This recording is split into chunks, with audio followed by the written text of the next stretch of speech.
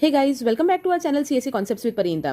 Guys, आज हम लोग एक नया टॉपिक देखेंगे डार या एल्गोरिथम्स का, that is assignment problem using branch and bound. So guys, first of all the question arises that what is branch and bound, right. इसमें हम समझेंगे ब्रांच एंड बाउंड क्या है, उसमें असाइनमेंट प्रॉब्लम क्या है, और अगर इस तरीके का कोई भी आपको क्वेश्चन दिया है आपके एग्जाम में, लेट्स से 3, 4, 5, 7 मार्क का, तो उसको स्टेप बाय स्टेप कैसे क्विकली और वेरी इजीली सॉल्व करना है वो भी हम लोग यहाँ पे देखेंगे। ठीक है, सबसे पहले ब्रांच एंड बाउंड मेथड क्या है। तो गाइस, जैसे हमने एल्गोरिथम्स में अभी तक मैंने आप लोगों को बहुत सारे प्रॉब्लम का सोल्यूशन बताया, जो कि हम लोगों ने ग्रीडी टेक्निक का देखा है, डायनेमिक प्रोग्रामिंग के टेक्निक का देखा है, राइट। उसी तरीके से branch and bound is one of another techniques of डा, जिसमें क्या होता है, जैसे कि नाम सजेस्ट करता है branch and bound, that means आप लोग ब्रांचेस बनाओगे, राइट। तो जिस तरीके से हम ट्री बनाते हैं ना गाइस, इधर भी आप लोग देखोगे, अभी हम लोग जब ये सॉल्व करेंगे एक बड़ा प्रॉब्लम होगा, ब्रांच एंड बाउंड में हम क्या करते हैं, उस बड़े प्रॉब्लम को अलग अलग सब प्रॉब्लम्स में डिवाइड करते हैं, और उन सब प्रॉब्लम्स में से जिसमें सोल्यूशन मिलने के चांसेस सबसे ज्यादा होते हैं, सिर्फ उस ब्रांच को आगे आगे सॉल्व करते जाते हैं।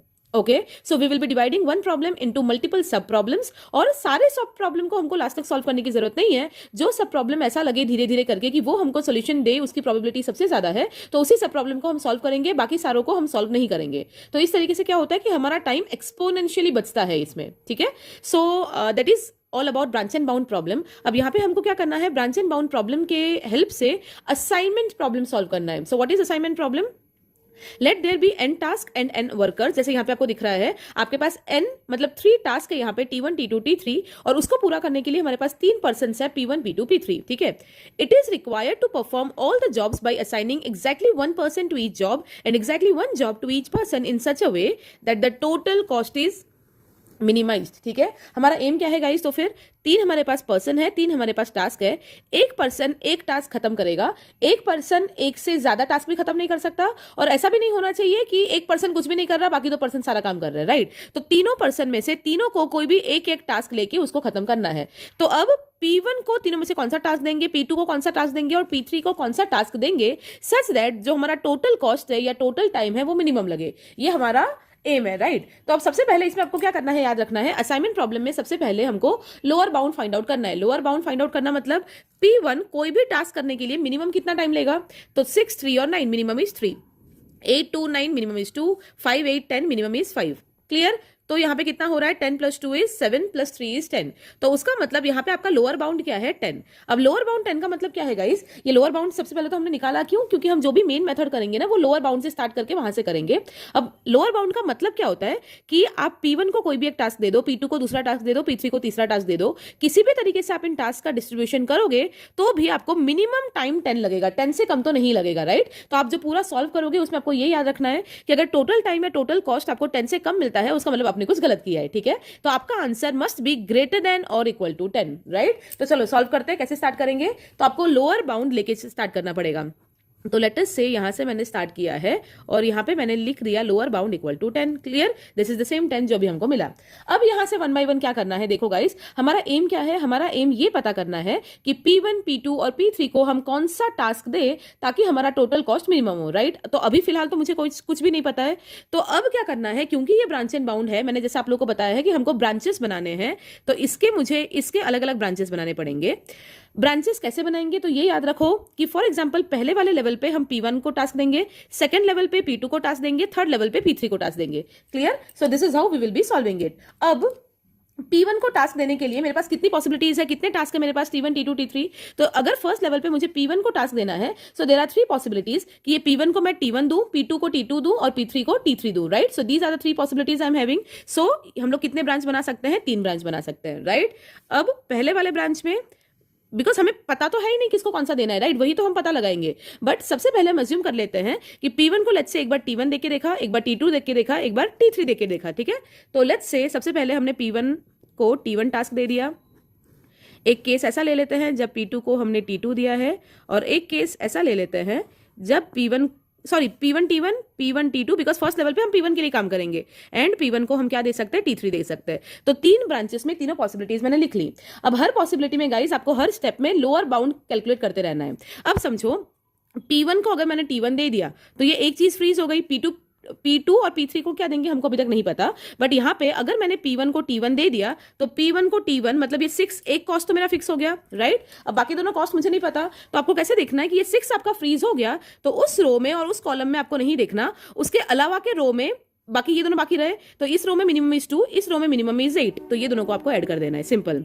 तो क्या होगा 10 एंड 6 16, तो इसका लोअर बाउंड हो गया 16, सिंपल। अगेन P1 को अगर आपने T2 दे दिया, P1 को T2 दे दिया, तो एक तो 3 कांस्टेंट हो गया। अब ये इस रो को और इस कॉलम को ढक देना पड़ेगा, इस कॉलम को और इस रो को ढक देना पड़ेगा, तो क्या बाकी रहा 8 9 5 10, तो इन दोनों में से मिनिमम कौन सा, 8 9 में से 8, 5 10 में से 5, तो 8 और 5 को यहाँ पे प्लस कर दो, तो क्या मिलेगा 16 अगेन, तो अगेन यहाँ पे लोअर बाउंड हो गया 16। अब यहाँ पे देखो P1 को T3 दे दिया, P1 को अगर T3 दे दिया तो वो कॉस्ट कितना लेगा 9, अब ये हमने ले लिया, तो ये रो ये कॉलम को अगर ढक दिया, बचा क्या 8 2 5 8, तो इन दोनों में से मिनिमम 2, इन दोनों में से मिनिमम 5, तो 2 और 5 अगेन ऐड करो, 5 एंड 2 7, 7 एंड 9 16, तो यहाँ पे लोअर बाउंड हो गया 16।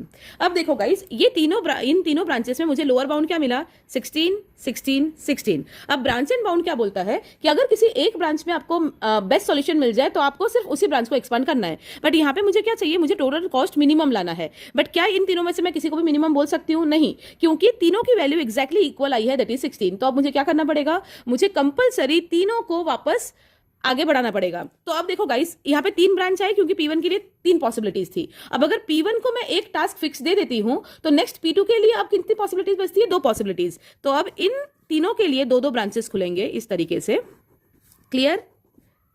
ओके अब ये कौन सा है, ये सेकंड लेवल है गाइस। तो यहाँ पे आपको किसकी वैल्यू डिटरमाइन करनी है, यहाँ पे आपको P2 की वैल्यू डिटरमाइन करनी है, right? So let's make this boxes first. ये हम लोग अभी P2 के लिए काम कर रहे हैं, क्लियर?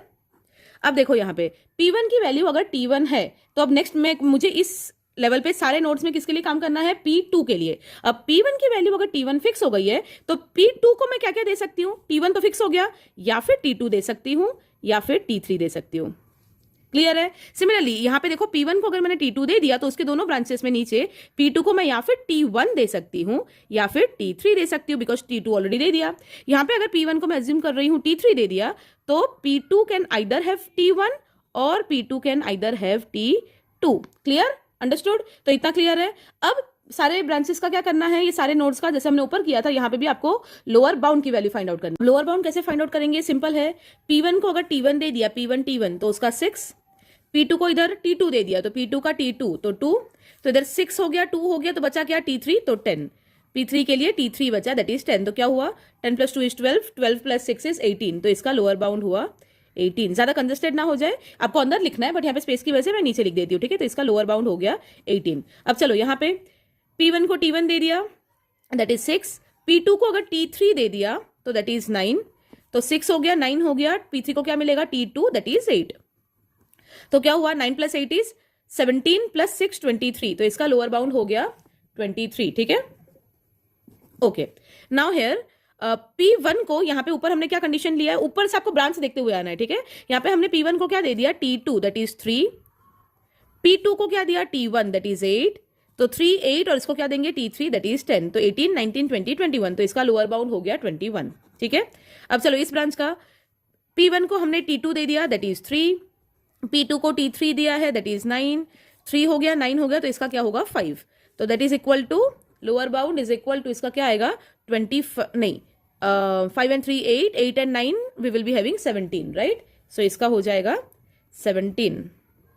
ओके चलो इसके लिए P1 को T3 दिया है, दैट इज 9, P2 को T1 दिया है, दैट इज 8, अगर इसको 9 दिया, इसको 8 दिया, इसके लिए T2 बचा, दैट इज 8। 8 × 3 = 24 और 1 25, इसका लोअर बाउंड हो जाएगा 25। अब लास्ट नोड के लिए P1 को T3 दिया, दैट इज 9, P2 को T2 दिया, दैट इज 2, 9 2, अब ये बचा 5, ठीक है? तो 7 and 9 is 16। अब देखो गाइज, इसके ऊपर वाले लेवल पे क्या हुआ था कि हमको लोअर बैंड की वैल्यू, लोअर बाउंड की वैल्यू तीनों में 16 16 16 मिला था, राइट? तो हमको कंपलसरी सारे ब्रांचेस को वापस एक्सपांड करने पड़े। बट यहाँ पे अगर आप देखोगे आपको लोअर बाउंड की बहुत सारी अलग अलग वैल्यूज मिली है, ठीक है? अब उसमें से आपको क्या करना है, जो मिनिमम है उसी को आगे बढ़ाना है। तो मिनिमम क्या है हमारे पास, ये 16, क्लियर? तो अब कंपलसरी बाकी सबको हम लोग क्या करेंगे, we will not be forwarding it, right? सिर्फ इसको हम आगे बढ़ाएंगे। तो इसको आगे बढ़ाएंगे, थर्ड लेवल पे हम P3 का डिसीजन लेंगे। तो P3 का डिसीजन बहुत क्लियर है। अगर यहाँ पे आप आओ तो P1 T3 को दे दिया है, यहाँ पे P3 की वैल्यू लेंगे, ठीक है। तो P1 को T3 दे दिया है, P2 पर्सन को T2 टास्क दे दिया है, तो P3 पर्सन के लिए कंपलसरी क्या बाकी रहता है, T1 बाकी रहता है, ठीक है। और लोअर बाउंड क्या हो जाएगा 16। तो टोटल हमारा फाइनल जो असाइनमेंट प्रॉब्लम का असाइनमेंट कैसे होगा, तो असाइनमेंट आपको लास्ट में बस बना देना है कि पर्सन और उसके रिस्पेक्टिव टास्क, कौन सा पर्सन कौन सा टास्क करेगा। तो P1 P2 P3, तो P1 करेगा T3, P2 करेगा टास्क T2, P3 करेगा टास्क T1। तो ये हो गया फाइनल आपका assignment, right. P1 P2 P3 का फाइनल ये असाइनमेंट है जिससे आपका मिनिमम कॉस्ट पड़ेगा, और वो कॉस्ट कितना होगा 16। मतलब ये तीनों के अलावा और कोई भी कॉम्बिनेशन आप P1 P2 P3 को दे दो तो कॉस्ट आपके इससे मतलब 16 से ज्यादा ही पड़ेगा। Fine, so this is that easy guys. अगर आप स्टेप बाय स्टेप समझ के करोगे तो आपको बिल्कुल ईजी पड़ेगा। Still if you have any doubt you are always free to ask in the comment section. Please like this video, subscribe and share it with your friends.